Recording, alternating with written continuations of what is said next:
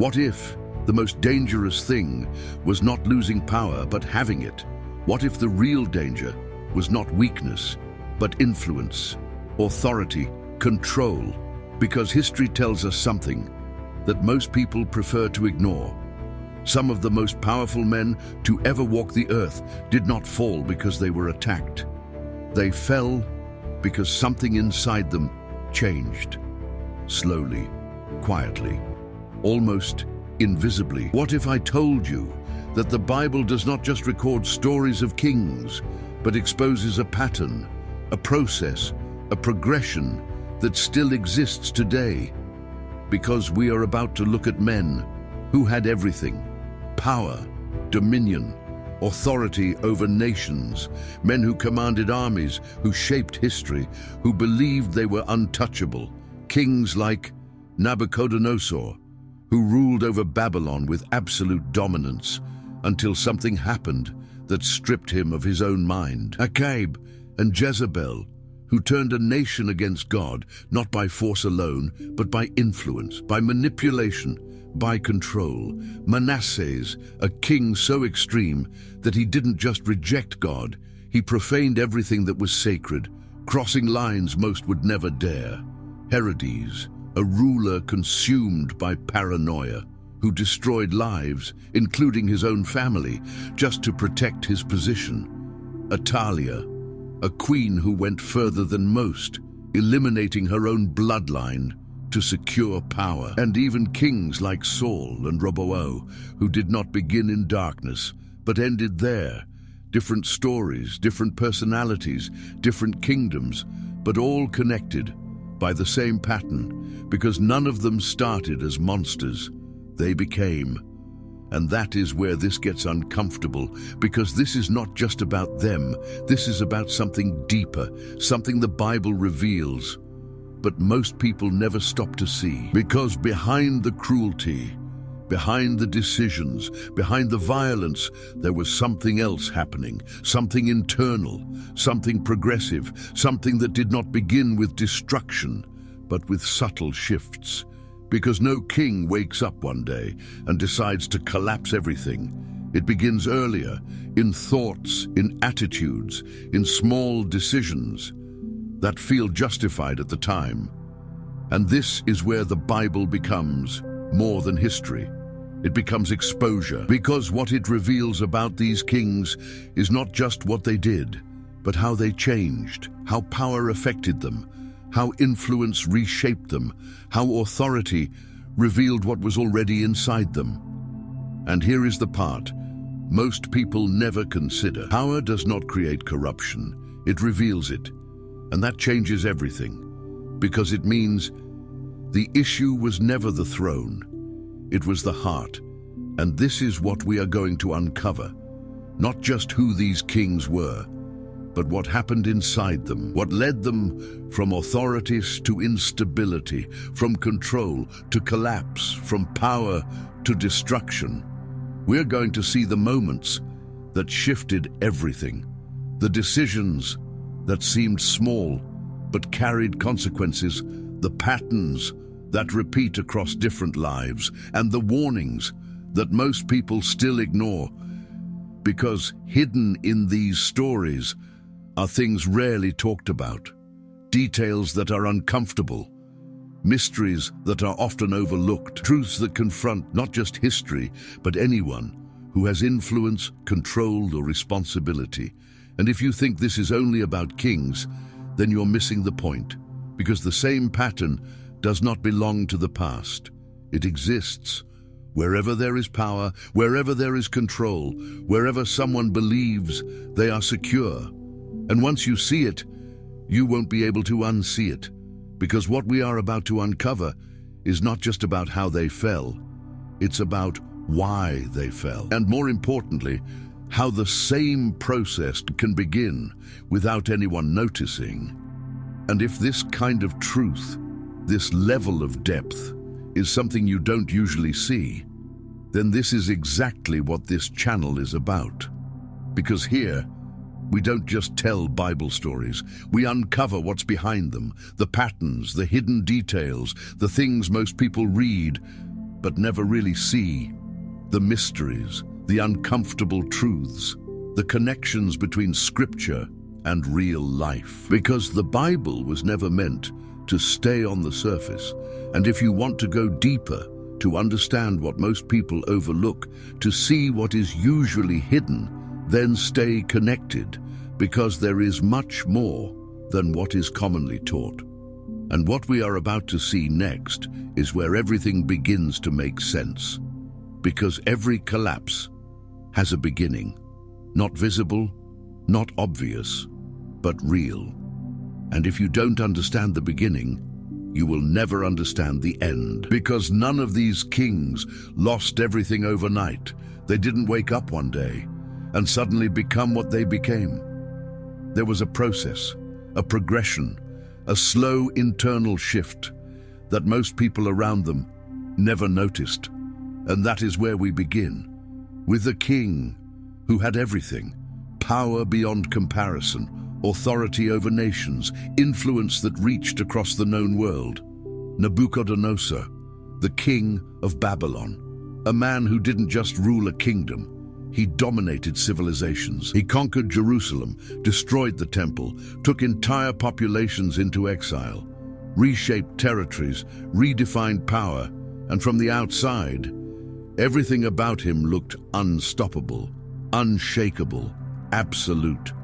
But what the outside shows is not always what defines the inside, because there is something about power that begins to shift perception. Slowly, quietly, almost imperceptibly. Because when a man has control over everything around him, he begins to believe he is the source of it. Not just the holder of power, but the origin of it. And that is where the shift begins, not in action, in perception, because the moment you stop seeing power as something given and start seeing it as something that comes from you, everything changes. And that is exactly what happened. Nabucodonosor reaches a moment where he looks at everything he built, everything he conquered, everything he established. And he says, "Is not this the great Babylon I have built by my mighty power and for the glory of my majesty?" Daniel 4:30. Notice this carefully. My power, my glory, my majesty. This is no longer leadership. This is ownership of what was never his. And this is where pride becomes something deeper, because pride is not just arrogance. It is misalignment. It is seeing yourself in a position that does not belong to you. And the moment that happens, you are no longer stable, even if everything still looks strong, because internal misalignment always precedes external collapse. And what makes this even more unsettling is that nothing happens immediately.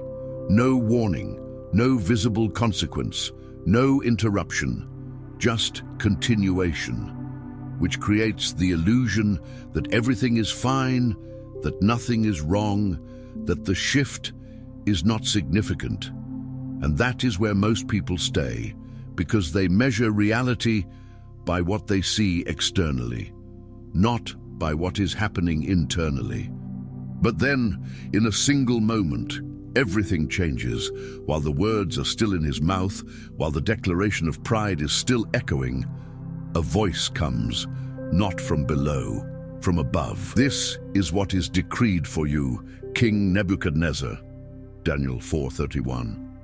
And in that moment, power is removed, authority is stripped, control disappears, not gradually, instantly.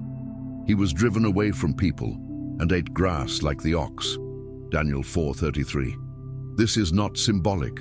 This is not metaphorical. This is collapse. Total, complete, humiliating. The man who ruled nations now loses control over himself. The man who commanded armies now cannot command his own mind. The man who believed he was elevated is brought lower than everyone. Because when pride reaches its peak, collapse is not far behind. And here is the part most people miss. This did not begin when he lost everything. It began when he misinterpreted what he had. Because the fall is never the first event. It is the final result of something that started much earlier, much deeper, much quieter. And if you understand that, you begin to see something dangerous. The same process does not require a throne. It does not require a kingdom. It only requires a shift in the heart. And once that shift begins, everything else eventually follows. But power does not always destroy through pride alone. Sometimes it works through influence, through relationships, through voices that slowly reshape what you accept. Because after understanding pride, the next layer is even more subtle, more dangerous, because it doesn't come from within only. It comes from around you, and that is where we find Ahab, the king of Israel, a man who had position, authority, responsibility over a nation chosen by God. But unlike what most people expect, his downfall was not immediate. It was progressive. And one of the biggest reasons was not just who he was, but who he allowed to influence him. Jezabel, his wife, a name that would become synonymous with corruption, manipulation, spiritual distortion. But here is what most people don't see. Jezebel did not force Ahab. She influenced him. And influence is far more powerful than force. Because force creates resistance, influence creates agreement, and once there is agreement, control becomes invisible. Because Ahab was still the king, he still had authority, he still had the throne, but internally, something had shifted. Because leadership without conviction becomes vulnerability, and that is where everything begins. Because Jezebel did not just introduce new ideas, she redefined what was acceptable. She institutionalized idolatry, Baal worship, false gods, false systems, false authority, and over time, what was once unthinkable became normal. And that is how corruption works, not by immediate replacement, but by gradual normalization. Because when something is repeated enough, it stops being questioned. And when it stops being questioned, it becomes truth in the eyes of those who accept it. And this is where the danger intensifies, because now the problem is no longer external. It is internalized, embedded, accepted. And once something is accepted internally, it no longer feels wrong. And that is where Ahab was, not resisting, not confronting, not correcting, allowing, agreeing, adapting. And this is where the next layer appears, because corruption does not stay passive. It expands, it demands action, it demands decisions, and eventually it reveals itself. In one of the most disturbing moments, Naboth's vineyard, a simple man, a rightful inheritance. Ahab desires it, but he cannot have it, because it is not his. And instead of confronting that limit, he becomes passive, frustrated, silent, lying in bed, refusing to act. And that silence creates space for Jezebel. And this is where manipulation becomes action, because she does not hesitate, she does not question, she does not reflect. She moves decisively, strategically. She orchestrates false accusations, false witnesses, a public setup. And Naboth is executed, innocent, removed, so that Ahab can take what was never his. And here is what makes this moment so revealing. Ahab does not resist. He does not stop it. He does not correct it. He benefits from it. Because once corruption is accepted, injustice becomes tolerable. And when injustice becomes tolerable, everything is already compromised. And that is where the line is crossed, not when the act happens, but when it is accepted. Because acceptance is what allows corruption to grow. And this is where God intervenes, not with subtlety, but with direct confrontation through Elijah. You have killed and also taken possession. 1 Kings 21:19. There is no ambiguity, no interpretation, no escape. The act is exposed, the heart is revealed. and the consequence is declared. In the place where dogs licked Naboth's blood, dogs will lick your blood. 1 Kings 21:19. And regarding Jezebel, dogs will devour Jezebel. 1 Kings 21:23. This is not symbolic language. This is precision. This is justice. Because what was done in secrecy is now brought into the open. And this is where everything converges. Because their downfall did not begin with Naboth. It began long before, in influence, in tolerance, in silence. In small agreements that seemed insignificant at the time, because no one becomes corrupted instantly. They become corrupted when they stop resisting, when they stop questioning, when they stop aligning. And that is what makes this so dangerous.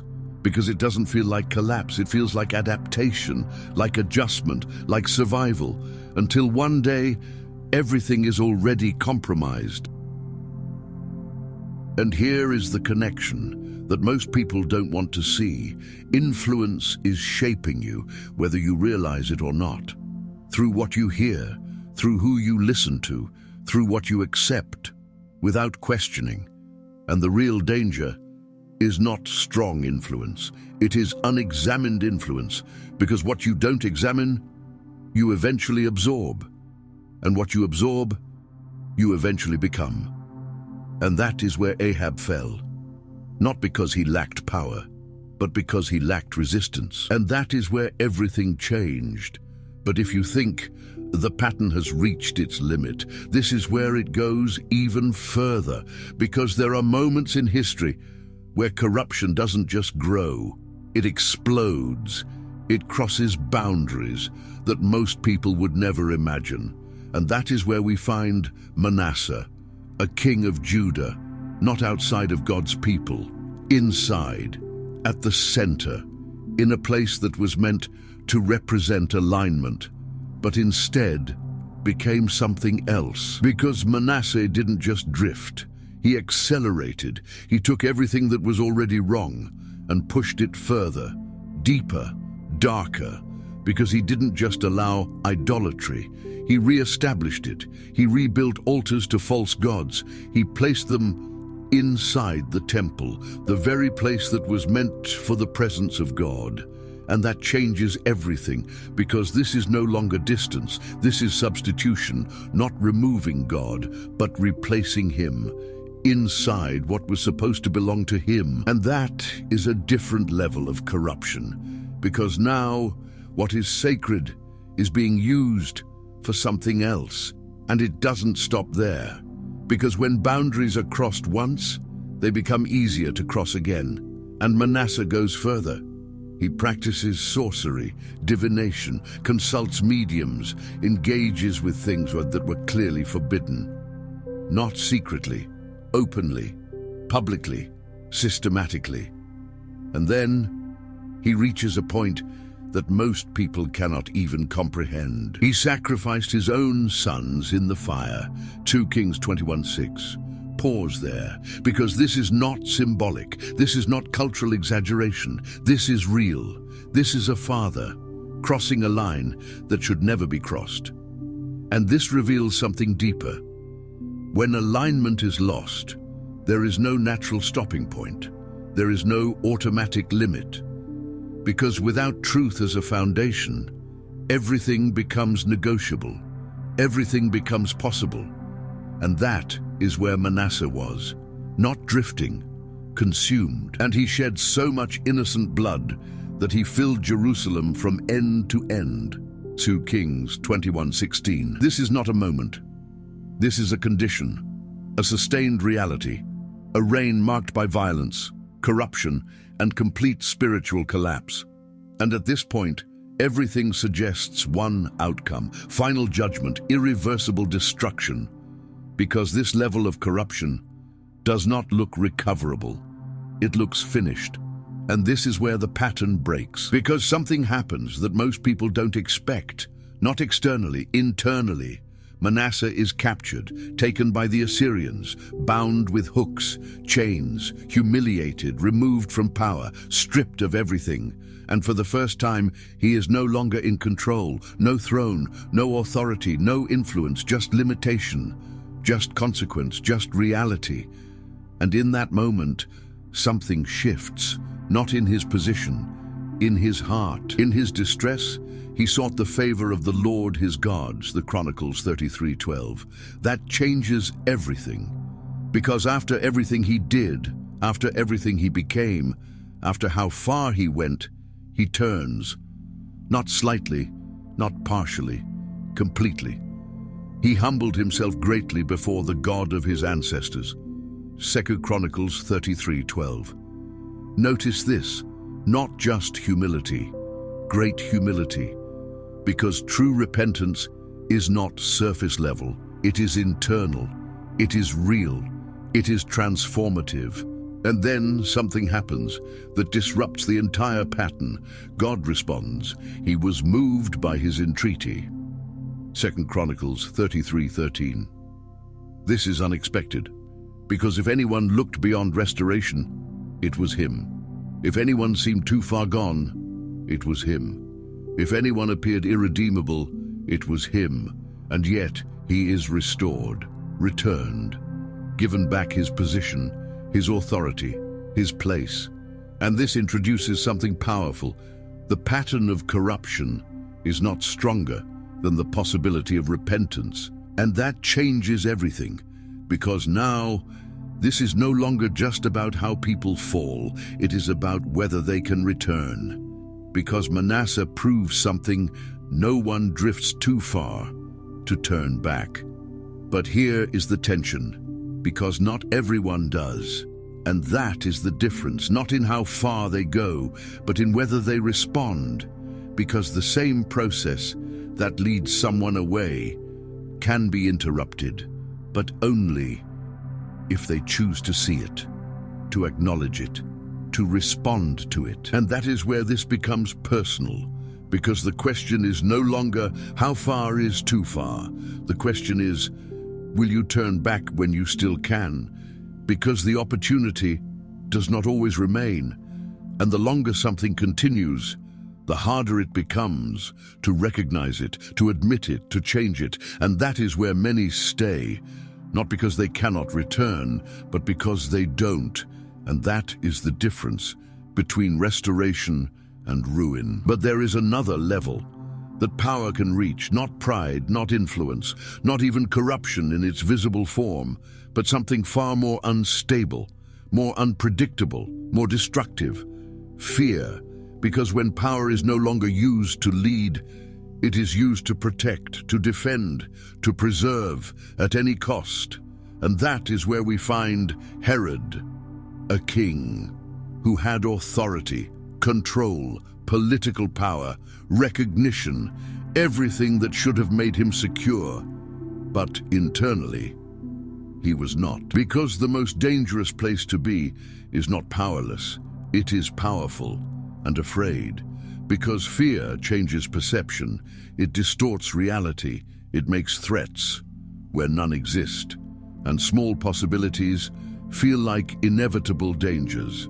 And that is exactly what happens, because one message arrives, simple, quiet, almost insignificant. A child has been born, not a warrior, not an army, not a rebellion, a child, but not just any child, a king. And that single idea shakes everything, because Herod does not hear it as information. He hears it as a threat to his position, to his control, to his identity. And that is where paranoia begins, because paranoia does not need proof, it only needs possibility. And once possibility enters the mind, it begins to grow, expand, distort, until everything becomes suspicious, unstable, dangerous. And that is where Herod goes, not to investigate, not to understand, but to eliminate. Because when fear takes control, logic disappears, and survival becomes the only objective, at any cost. So he gives an order, not targeted, not precise, not controlled, but absolute. Kill all the boys in Bethlehem, 2 years old and under. Matthew 2:16. Pause there, because this is not strategy. This is desperation. This is a man so consumed by fear that he destroys everything around him as to protect himself. And this reveals something deeper. When power is driven by fear, it becomes destructive, not only to others, but to the one who holds it, because fear never stabilizes, it escalates, it demands more control, more certainty, more elimination of risk, until there is nothing left to eliminate except everything. And this was not the first time, because Herod's paranoia was not occasional, it was constant. He executed his own wife, Mariamne. He killed 3 of his own sons, not because they acted, but because they could act, because in his mind, everyone was a threat. And this is where power becomes a prison, because now he is no longer ruling. He is reacting, not leading, but defending, not stable, but constantly alert, constantly suspicious, constantly afraid. And that is the paradox. The man with the most control had the least peace, because external power does not guarantee internal stability. And when internal stability is lost, everything begins to collapse. Even if the throne remains, even if the title remains, even if the image remains, because internally everything is already fractured. And this is where the end comes, not in battle, not through overthrow, but through decay. Herod dies, not in strength, but in suffering, a disease, painful, progressive, his body deteriorating from the inside out. And this is symbolic, because it reflects exactly what was happening internally all along. Decay, corruption, instability. And this is what fear produces, not protection, destruction, not security, collapse. Because when fear leads, everything else follows. And that is where this becomes personal. Because this is not about kings only. It is about anyone who is trying to control everything, to feel secure, who is constantly defending instead of trusting, who is reacting instead of being grounded, because fear does not just affect decisions, it reshapes identity, it changes how you see everything, and if it is not confronted, it will control everything, quietly, consistently, until nothing remains stable. And that is where Herod fell, not because he lacked power, but because he was ruled by what he feared. And this is where the pattern reaches its most extreme form, because if pride distorts and influence corrupts and fear destabilizes, there is something even more dangerous: power without any limit, without restraint, without accountability. Because when nothing stops you, nothing corrects you. And that is where we find Atalia, not just a queen, but a ruler who crossed a line few ever reach, because her story does not begin with ambition, it begins with opportunity. Her son dies, the throne is vulnerable, the structure is unstable, and in that moment she sees something, not responsibility, not restoration, power, and instead of protecting the line, she eliminates it. All the royal family, 2 Kings 11:1, not partially, not selectively, completely. She orders the death of her own descendants, her own blood, her own lineage. Because when power becomes the objective, everything else becomes expendable, even what should be protected, even what should be sacred. And this reveals something deeper. When someone reaches this level, they are no longer thinking in terms of right or wrong. They are thinking in terms of control, and control becomes the only measure, the only goal, the only direction. Because now, there are no boundaries, no limits, no internal resistance. Everything that stands in the way is removed. And that is exactly what she does. She takes the throne, establishes herself, rules, not through legitimacy, but through elimination, through silence, through absence of opposition. And from the outside, it looks complete, stable, final, because there is no visible threat, no visible resistance, no visible alternative. But this is where the illusion becomes dangerous, because absence of opposition does not mean absence of truth. And what is hidden is often more powerful than what is visible. Because one child survives, Joash, hidden, protected, preserved, not by power, but by faithfulness. Because even in the middle of absolute corruption, something remains, something unseen, something untouched. And that is what Atalia could not control. Because power can eliminate people, but it cannot eliminate purpose. And after 6 years, everything shifts. Not gradually. Suddenly, Joash is revealed. The rightful king, the one she thought was gone, the one she believed did not exist anymore. Standing, alive, recognized, crowned, and in that moment everything collapses, not through force, but through exposure, because truth does not need to be created, it only needs to be revealed. And once it is revealed, everything built on falsehood cannot stand. Treason, 2 Kings 11:14. That is her response.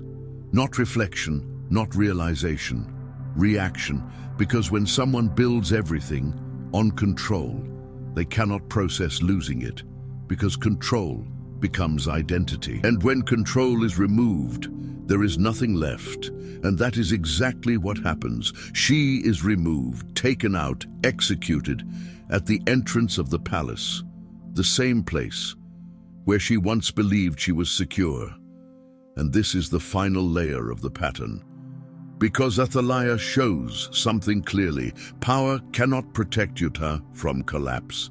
It can delay it, it can hide it, it can disguise it, but it cannot stop it. Because when something is built on destruction, it carries destruction within itself from the beginning, and eventually it reveals it. And this is where everything connects, because now you've seen all of it: pride, influence, corruption, fear, control, different paths, different personalities, different stories, but the same result, because the issue was never the throne. It was what happened in the heart of the one who sat on it. And that is where everything converges. Because this is no longer about kings. It is about a pattern, a process, something that still exists, still operates, still repeats, and most people never recognize it until it's already too late. And now, everything changes. Because this is no longer about kings, not about Babylon, not about Israel, not about ancient history. This is about you. Because everything you just saw is not isolated.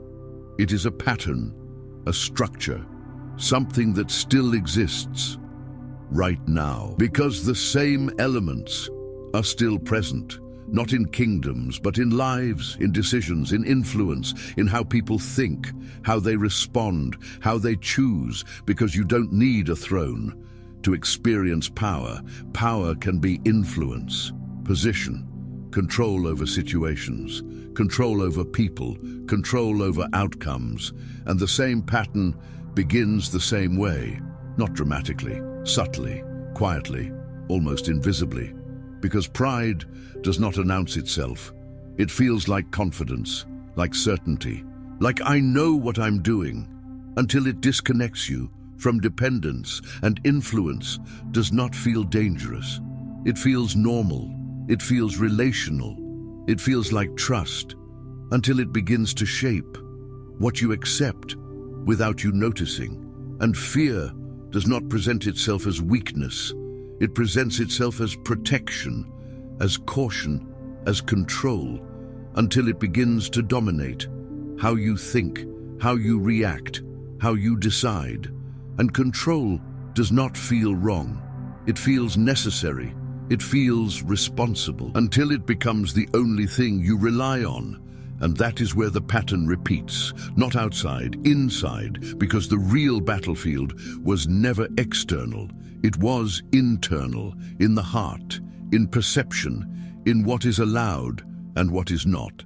And this is the truth most people avoid. You don't collapse suddenly, you drift through small shifts, small compromises, small permissions that feel harmless at the time, until they're not. And by the time it becomes visible, it has already been forming for a long time, quietly, consistently, without resistance. And that is where many people live. Not far from truth, but not aligned, not disconnected completely, but not grounded. In a space where everything feels normal, but nothing is actually stable. And that is the danger, because what feels normal is not always what is right, and what feels stable is not always what is secure. And this is why awareness matters, because once you see this, you cannot ignore it. You cannot pretend it doesn't apply. You cannot say, this is just history, because now you understand the same process that took them down still exists.